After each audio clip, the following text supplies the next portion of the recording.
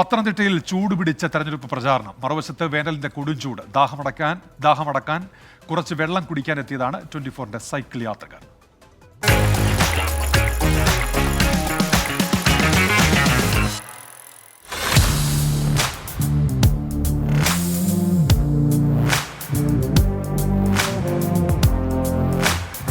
ആളുണ്ടോ എന്തോ ദാഹിച്ചിട്ട് വെള്ളം വേണം. സാരില്ല, വെള്ളം കിട്ടും.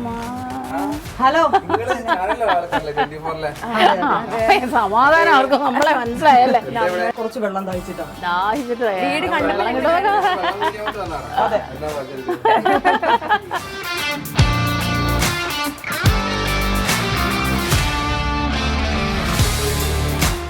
എന്തെങ്കിലും വെള്ളമൊക്കെ തന്ന് സഹായിച്ചു. ഒരുപാട് നന്ദിയുണ്ട്. അപ്പൊ ഞങ്ങൾ ഈ സൈക്കിൾ യജ്ഞമൊക്കെ ആയിട്ട് എത്തിയതാണ്. ഞങ്ങളുടെ ഈ തെരഞ്ഞെടുപ്പ് വിശേഷങ്ങളും നിങ്ങളുടെ വിശേഷങ്ങളും ഒക്കെ അറിയാനായിട്ടാണ് വന്നത്. എന്താ പേര്?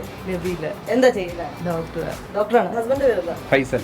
എന്താ ചെയ്യുന്നത്? നമ്മള് ഞാൻ അബുദാബിയിലാണ് വർക്ക് ചെയ്യുന്നത്. അപ്പൊ കറക്റ്റ് ഇലക്ഷന്റെ സമയത്ത് തന്നെയാണല്ലോ വന്നത്. ഇലക്ഷന് വേണ്ടിയിട്ട് വന്നതാണ്. അപ്പൊ കറക്റ്റ് ആയിട്ട് ഒരു രാഷ്ട്രീയ പാർട്ടിക്ക് വോട്ട് ചെയ്യണം എന്ന് തന്നെ മനസ്സിലുണ്ടോ? അതെ അതെ, നമുക്ക് ഫോക്കസ് നമ്മുടെ കറക്റ്റ് ആയിട്ട് നമുക്ക് വ്യക്തമായ രാഷ്ട്രീയം ഉണ്ട്. പത്തനംതിട്ടയിൽ ഇലക്ഷൻ ചൂട് എങ്ങനെയാണ്? ആർക്കൊക്കെയാ സാധ്യതകൾ? നമുക്ക് തോമസ് ഐസക്കാണ് സാധ്യത. ഞാൻ കോളേജിൽ പഠിക്കുന്ന സമയത്ത് SFIയുടെ ജോയിന്റ് സെക്രട്ടറി ആയിരുന്നു. പിന്നെ അതിനുശേഷം രാഷ്ട്രീയ പ്രവർത്തനം ഉണ്ടായിരുന്നു. പക്ഷെ പ്രവാസി ആയതുകൊണ്ട് താൽക്കാലികമായി ഇവിടെ രാഷ്ട്രീയ പ്രവർത്തനം ചെയ്യാൻ പറ്റത്തില്ല. എന്നാലും അവിടെ രാഷ്ട്രീയ പ്രവർത്തനം ഉണ്ട്. ഫൈസലിന്റെ രാഷ്ട്രീയം കേട്ടു. ഭാര്യക്ക് രാഷ്ട്രീയം ഉണ്ടെന്ന് അറിയണമല്ലോ അല്ലെ? ഡോക്ടറുടെ രാഷ്ട്രീയം ഞങ്ങൾ രണ്ട് ശരീരം ഒരേ മനസ്സ്, അതുകൊണ്ട് അത് സ്കോർ ചെയ്തു കേട്ടോ. അവിടെ സ്കോർ ചെയ്തു. ഞാനൊരു കാര്യം ചോദിച്ചോളൂ, ഒന്നും തോന്നരുത്. രണ്ടും മാങ്ങരുത്. മാങ്ങ ധൈര്യമായിട്ട് എടുത്തു. മാങ്ങ തരുമ്പോ അതിന്റെ കൂടെ ഉപ്പും മുളകും വെള്ളം തന്നെ ഇത്തിരി ബുദ്ധിമുട്ടായി തോന്നി. അല്ല, നിങ്ങളുടെ ചാനലിന്റെ സീരിയൽ തന്നെ വേണോന്ന് പറഞ്ഞത്.